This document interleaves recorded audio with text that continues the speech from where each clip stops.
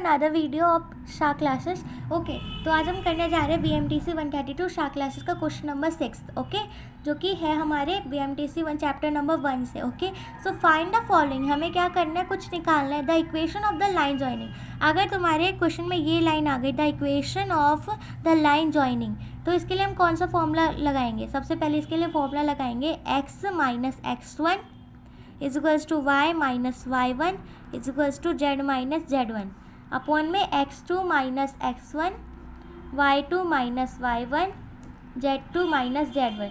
ये बात ध्यान रखना, द लाइन जॉइनिंग आ जाए, अगर क्वेश्चन में equation of the line joining आ जाए तो ये वाला फॉर्मूला रेक्टिफिकेशन कर लो, ये लगेगा x minus x1 y minus y1 z minus z1 x2 minus x1 y2 minus y1 z2 minus z1। Okay, so यहाँ पे हैंस आपको दे रखा है, आपको गिवन में क्या दे रखा है? सबसे पहले तो x1 y1 z1, इनकी वैल्यूज़ क्या दे रखी है आपको? ये दे रखी है, पहली वाली जो वैल्यू होती है वो x1 y1 और z1 की होती है।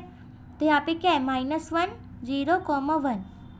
Then x square y square z square की वैल्यू क्या दे रखी है? जो सेकंड कोऑर्डिनेट्स होते हैं वो x square y square z square होते हैं। ये क्या दे रखे हैं? 1 2 3। तो यहाँ पे 1 2 3। ओके, अब ये जो वैल्यूज़ है ये यहाँ पे पुट करना है। x की वैल्यू तो हमें कुछ दे ही नहीं रखी, हमें x1 और x2 दे रखा है। x तो सिर्फ दे ही नहीं रखा, तो x के बदले तो x ही लिखेंगे हम लोग, ठीक है। x के बदले सिर्फ x ही लिखा हमने, माइनस है तो माइनस। अब x1 की यहाँ पे x1 है, यहाँ पे x1 क्या है? यहाँ पे -1 है, तो यहाँ पे -1 लिख दिया, ठीक है।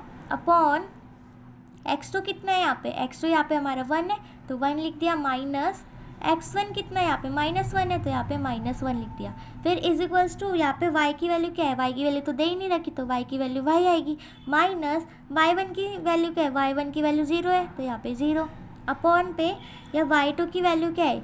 y2 तो ये रहा, y2 की वैल्यू 2 है, तो यहाँ पे 2 लिख दिया, माइनस है ना, यहाँ पे माइनस है तो यहाँ माइनस लिख दिया। y1 की वैल्यू क्या है? y1 की वैल्यू 0 है, तो यहाँ पे 0। फिर इज इक्वल्स टू z की वैल्यू क्या है? z की तो वैल्यू ही गिवन नहीं है, z माइनस z1 की वैल्यू क्या है? यहाँ पे z1 की वैल्यू 1 है, ठीक है। अपॉन में z2 की वैल्यू क्या है? हमारे पास 3 है, तो यहाँ पे 3 लिखा। फिर z माइनस है तो माइनस, फिर z1 की वैल्यू क्या है? 1, ठीक है। अब इन्हें सॉल्व कर दो, बहुत ही ईजी क्वेश्चन है। x माइनस माइनस प्लस होता है, तो यहाँ पे +1 अपॉन पे 1 minus minus +1 is equals to y में 0 माइनस करोगे y ही आएगा, 2 में 0 माइनस करोगे 2 ही आएगा, तो z -1 अपॉन 3 में 1 माइनस करोगे 2 आएगा। इन्हें सॉल्व कर दो, x + 1 अपॉन में 2 1 + 1 2 is equals to y upon 2 is equals to z -1 upon 2। Solve हो गया, बस इतना सही आंसर था इसका, है ना। बहुत ईजी सा आंसर है ना इसका, आपको समझ आया होगा, बहुत इजी सा क्वेश्चन है ये वाला भी। अब आगे बढ़ते हैं, ठीक है। अब आते हैं हम क्वेश्चन नंबर सॉरी ई का जो 6 है हमने वो किया। अब ये इसका फर्स्ट पार्ट था, ठीक है। इसका जो सेकंड पार्ट है वो ये वाला है, क्या है? ये वाला है, द इक्वेशन ऑफ लाइन। अच्छा, विद डायरेक्शन कोसाइन, एक इक्वेशन है लाइन की, उसमें डायरेक्शन कोसाइन ये दे रखे हैं। अगर आपको डायरेक्शन कोसाइन ना दिए हो, सिर्फ पॉइंट्स दिए हो ना, तो आपको ये वाला फॉर्मूला यूज़ करना है। और उसमें ध्यान रखना, द लाइन जॉइनिंग आ जाए, तो अगर लाइन जॉइनिंग आ जाए तो ही ये वाला करना है, अदरवाइज नहीं करना, ठीक है। देन अगर यहाँ पे the equation of line with, एक इक्वेशन है लाइन, वो भी डायरेक्शन कोसाइंस के साथ लगी हुई है, हमें डायरेक्शन कोसाइंस गिवन है और उनके पॉइंट्स भी गिवन है, तो पता है कौन सा फॉर्मूला लगाएंगे हम? तो हम फॉर्मूला लगाते हैं ये वाला।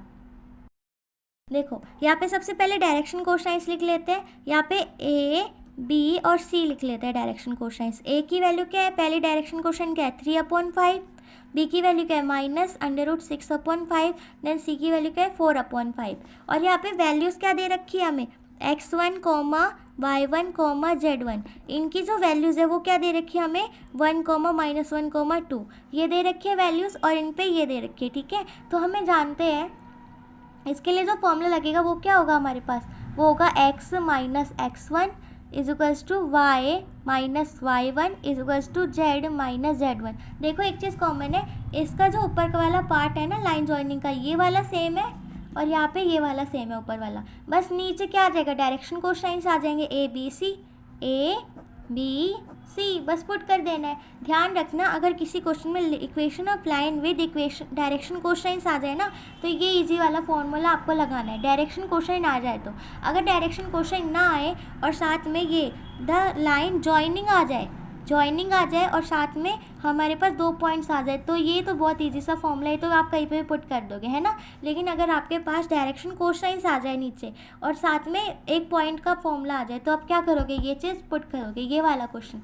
तो यार एक्स की वैल्यू हमें पता नहीं है, दे ही नहीं रखी, तो एक्स के बदले एक्स ही लिखेंगे, माइनस x1 क्या है 1, तो यहाँ पे 1 लिखा, इज इक्वल्स टू वाई की वैल्यू क्या है हमारे पास नहीं पता हमें, तो y माइनस y1 की वैल्यू क्या है -1, तो -1 इज इक्वल्स टू z की वैल्यू नहीं पता, माइनस z1 की वैल्यू क्या है, z1 ये रहा, z1 ये रहा 2, ठीक है, अपॉन पे a की वैल्यू क्या गिवन है √3/5, y की वैल्यू क्या गिवन है -6/5, z की वैल्यू क्या, c की वैल्यू क्या गिवन है हमारे पास 4/5, ठीक है सॉरी, ये हमने सॉल्व किया तो क्या आएगा x -1/√3/5 is equals to y minus minus plus 1/-√6/5 is equals to z -2/4/5। I hope आपको समझ आ गया होगा, इसका आंसर भी यही